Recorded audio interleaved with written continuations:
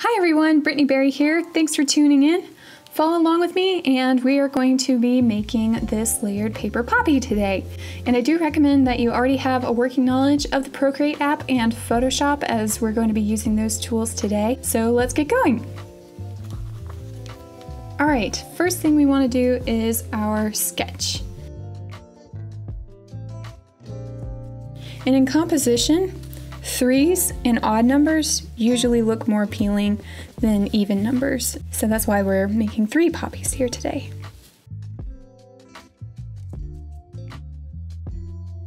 All right, now that we've got step 1, our sketch taken care of, we're going to drop down the opacity, add a new layer, and we're going to start building our paper layers.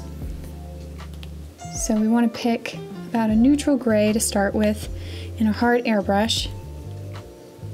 And we're going to think from the top layer that's closest to you going further back to the layer that's going to be farthest away from you if this was like really stacked paper. So first we're going to look at this one because this will be pretty close to us. And if you just click on your color and drag it, it'll fill. And we're going to do that with this one too. And we're going to do that with this one. And just fill that. Okay, now we're going to add another layer underneath that because we're going further back. And we're going to pick a little bit of a lighter gray. As things move further back away from you in scenes and in nature, they'll get lighter and cooler in color and less saturated, and that's actually called atmospheric perspective. New layer here. So now we've got all of our petals done. We're actually going to go above that second layer, add a new one, and we're going to make the inside of our poppies. So we're just going to pick a little bit of a darker gray and make a circle and hold it. And we're not worrying about this being a perfect circle because if you make a circle like this and hold it, it'll automatically snap and make your ellipse. But as you can see, it's not perfect. But if you hold a finger to the screen, it makes it perfect. But for this, since we're looking at the poppies at an angle, we want them to be more oval. And now on top of these, we're actually going to duplicate this, select it, and we're going to fill it with just a little bit of a lighter gray. Actually, I like that. Fill layer. And now one at a time, we're going to draw around these in our selection and shrink them. This will look like the inside. Oops, we want it on uniform. This will be just the inside of our poppy. You know how poppies have that little ring in the center. And now we're going to select this one. Now, we're going to make a new layer, pull these petals above it. Wish there was a way in the Procreate app to make from the bottom layer a layer underneath it. That would be handy, but as it is, we'll just drag that down. I'll just make a spare one just in case. Now we are going to make our stem. And I'm going to pick an even darker one because the stems will probably appear darker in the long run. And I'm going to use this calligraphy brush that I've edited. We're just going to see how thick this is. Yeah, that's nice and pretty. I think it went a little too far though. So we'll do this. So after that, we're going to go to this lower one, make it just a little bit darker because these are our swirls coming off.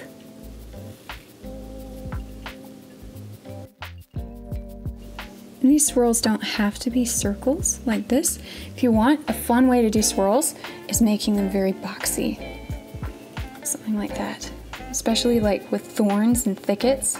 If you make that very boxy, you can do like thorns coming out of them and things like that. But that's for a different illustration. But that's also a fun tip to remember. All right, so now we've got our paper layers. We're going to turn off the sketch. We're going to start playing with our colors. We're going to make these front petals this dark red. If you select it, and click fill layer, and there you go. And we're going to do that with these next petals. gonna select our stems. And we're gonna make these just the same green for the back ones and the back curls and the stems themselves. So fill layer, select, fill layer. There we go. For these, we're gonna actually pick sort of deep purples. I think that'll be a really nice complement to the red and greens. So we're gonna select these back ones, fill that. We're gonna pick just a little bit of lighter purple. Something like this one.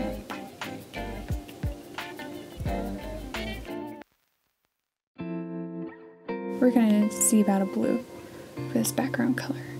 Something like that. And then what else we're gonna do, we're gonna add right down here. We're gonna make this look really painterly, just a couple swatches of color behind these poppies, something like a nice light blue. Now what we're gonna do is we're gonna be adding our textures, and I do that in two ways. I create a multiply layer, and then later, oops, that didn't select. So multiply layer, and then we're also gonna do an overlay layer. And normally I don't do these together at the same time like this, but I just want to show you guys what's coming up. So with the multiply, I use usually sort of a vibrant purple like this. And multiply sort of adds and deeper the shadows to it. Instead of it just being like this purple laying on top, it sort of merges the colors. So that's what the multiply layer does. And then while we've got this selected, I'm going to go to overlay and pick this bright cream. And the overlay is really nice when you're wanting to bring out your lights. And once we're happy with that, we're going to pinch the top and bottom and squeeze them together and merge them. And we're just going to keep doing that with each of these.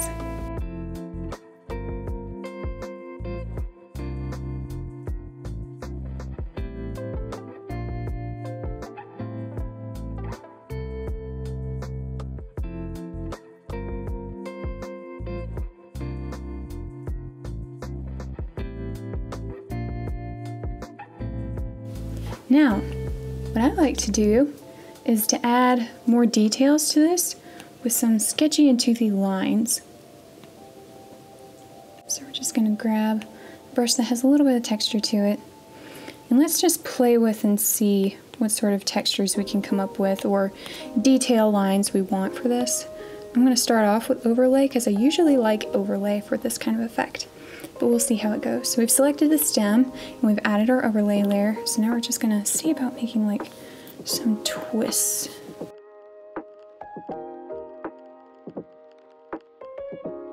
Okay. Now let's do that over here to the swirly parts.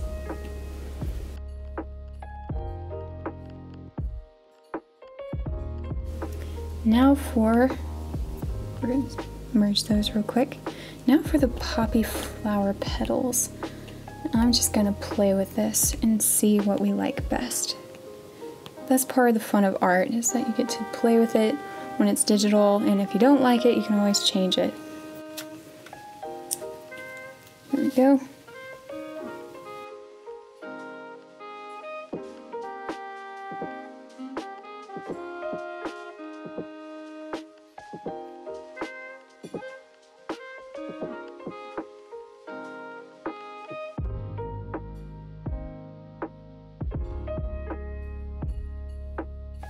Fun! So now we're going to see about the inside of these poppies.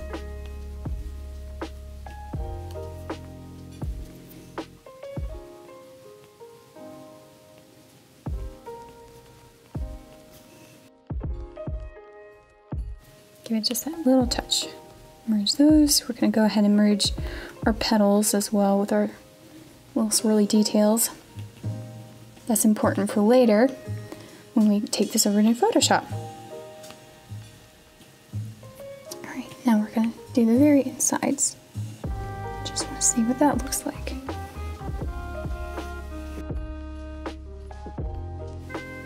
I think for the fun of it, we're going to do that watercolor texture that I was mentioning earlier. So we're going to pick probably more blue. I think I look cute. And we're gonna turn that down. Just a little bit. I'm gonna do that for this one too.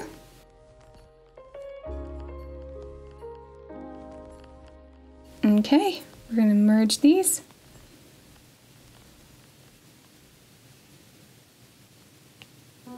And now we're just gonna go over here to our settings. We're gonna go share. And I'm going to airdrop this as a PSD onto my computer. Okay, just airdrop that to my MacBook Pro. Here we go. We're gonna open it up with Photoshop. Here we go.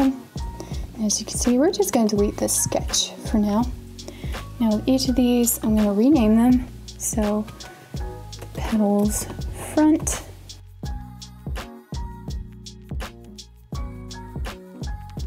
So for each of these layers, we're gonna make it a group. So you wanna click on the layer and click Command G on your keyboard.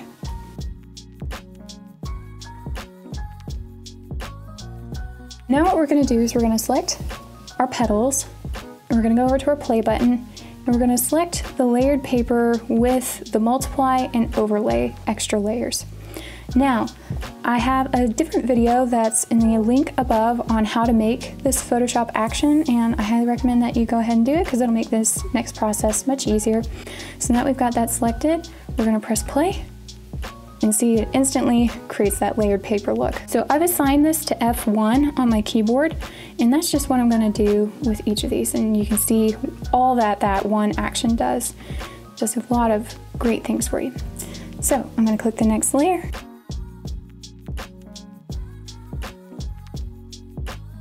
So now we're gonna play with how deep these shadows are. And something to keep in mind with shadows, say you want these two petals to be closer to each other, that means that their shadows will be sharper and darker and shorter. But if it's something far away, the shadow will be wider, lighter, and more fuzzy. So what I'm gonna do is I'm gonna close up their groups for just a minute. Select all of these and do Command G again and make it its own group. I'm gonna add just an extra drop shadow to this because they're all together. I want this to be a little bit further away from the background. So we're gonna add a little bit more distance. Make it a little bit more fuzzy. And we're gonna make it a little bit less dark. So we're gonna add that distance just a little bit more. Let's take a better look at it, see how we like it. Yeah, I'm pretty happy with that. We're gonna click OK. And now I bet y'all are wondering what these are for. So what we're gonna do with these, I love gradients, but I have a specific way that I like to do the gradients. So we're gonna select our petals. You click over here and you hold Command and click on your picture of your petals that you wanna go on. And so we're gonna select our bright purple again, go to our brushes, and we're gonna just find a soft airbrush. I'm gonna make that a little bit bigger, make the hardness all the way down. And if you click your closing brackets on your keyboard, it makes your brush bigger, and your opening brackets, it makes the brush smaller. So that's just a helpful tip. So we're just gonna add a little bit of this purple shading. It's very subtle, but it creates a very nice effect. So now we're gonna go to overlay, switch to our bright cream, very much like what we did on the iPad, but this time we're just using an airbrush. And the reason why I do it in Photoshop is because sometimes when you make your drop shadows, you wanna think about where your light is coming from. So our light is actually sort of coming from up here, because of the way that we decided where our shadows are gonna go. But say for instance that the piece would look better if the shadows were going this way. We would wanna make sure that we knew that before we started doing these lights and darks with the overlay and multiply.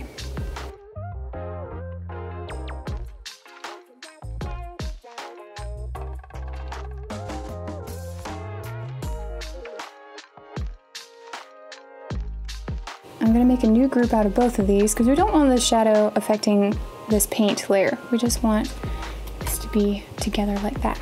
We're gonna add some vibrance to this just to test out, see what we like. I like things being very rich in color.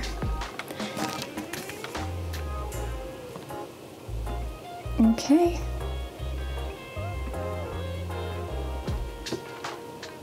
And if you hold your Option key right above it, you can make it just do to that. See, it made it not affect the background layer, just what was inside here. But I kind of like what it did to the background layer too. So, okay, I'm gonna make another group out of this. And we're gonna click Command J to duplicate it.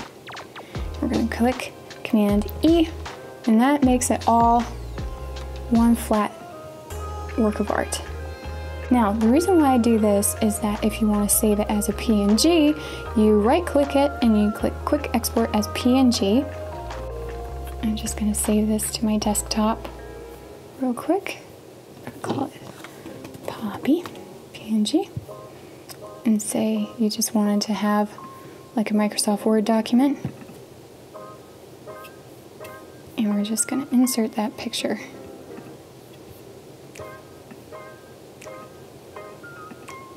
So that makes it like a digital sticker. So that's really good for like digital notebooks, digital journals.